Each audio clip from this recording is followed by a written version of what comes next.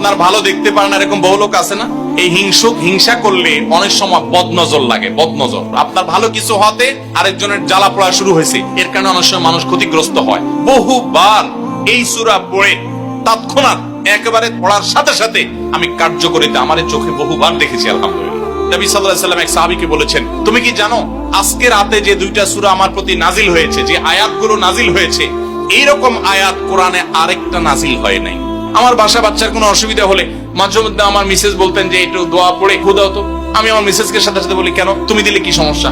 অনেক সময় বাচ্চাকে নিয়ে আসেন, হুজুর একটু তাকে দোয়া পড়ে ফু দিয়ে দেন, একটু পানি পড়ে দেন। আমরা কি দোয়া পড়ি আজকে সেটা আমি আপনাদের সামনে ফ্ল্যাশ করে দিলাম, জানিয়ে দিলাম।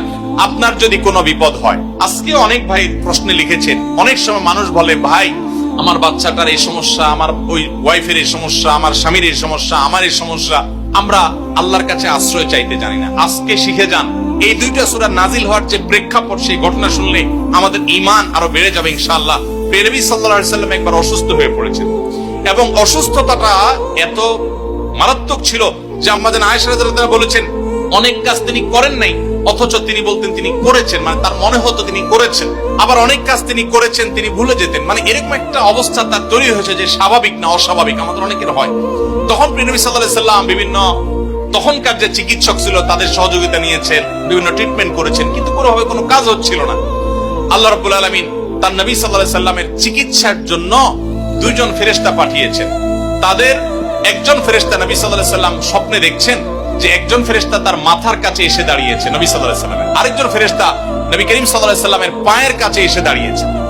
মাথার কাছে যে ফেরেশতা দাঁড়িয়েছেন, ওই ফেরেশতা পায়ের কাছে থাকা ফেরেশতাকে জিজ্ঞাসা করছিলেন যে এই লোকটার কি হয়েছে, অর্থাৎ নবী সাল্লাল্লাহু আলাইহি ওয়াসাল্লামের কি হয়েছে।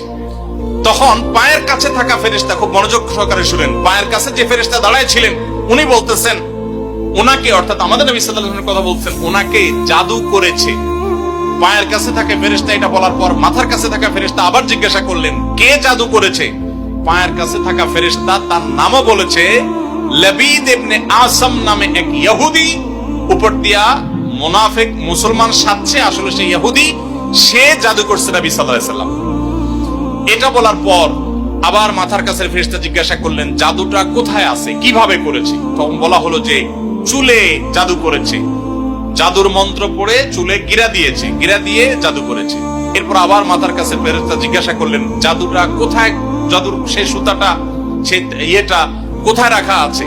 তখন পায়ের কাছে থাকা ফেরেশতা, এগুলো আল্লাহর পক্ষ থেকে ওহী নিয়ে আসছেন, ওনারা জানেন, আল্লাহ ওহীর মাধ্যমে তাদের জানিয়েছেন। তো তারা বললেন যে, তিনি বললেন যে সেটা অমুক কূপের নিচে, পাথরের নিচে চাপা দিয়ে রাখা আছে।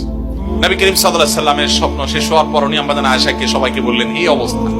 এরপর তিনি সেই সুতা তুলে আনলেন, সুতা তুলে এনে সেটা যখন ধ্বংস করলেন, গিরা খোলার ব্যবস্থা করলেন, সেই চুল, তখন দেখা গেল নবী সাল্লাল্লাহু আলাইহি ওয়াসাল্লামকে আল্লাহ তাআলা অলৌকিক ভাবে সাথে সাথে সুস্থ করে দিয়েছে। আপনি কোন আলেমের কাছ থেকে দোয়া দুরূদ পড়িয়ে